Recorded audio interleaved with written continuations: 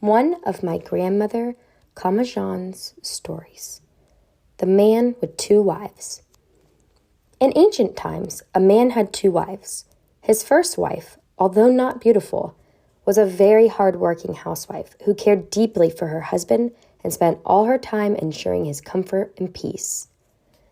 In contrast, the second wife was very beautiful, flirtatious, and charming, spending all her time on pleasure, entertainment, and personal care for her husband. One day, the man decided to go on a business trip for a month. The two wives were left alone at home. The first wife decided to make the house, storeroom, garden, and yard look pristine before her husband returned.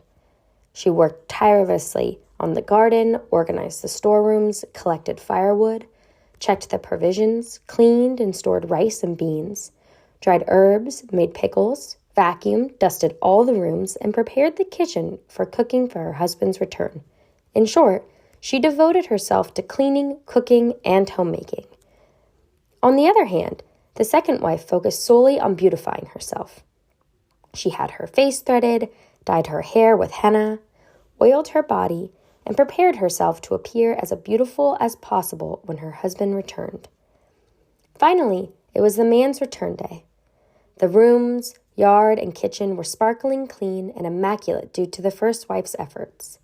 The delightful smell of the delicious food filled the house. The flowers in the garden freshened the air.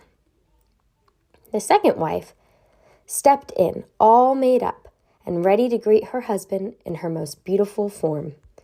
When the man entered the house, he was astonished by the beauty of his second wife and the elegance and arrangement of the home. He was also mesmerized by the fragrance of the food and the variety of dishes on the table. As he embraced his second wife in that pleasant atmosphere, he noticed his first wife approaching. At that moment, he suddenly started to cough. His mouth was filled with mucus and saliva.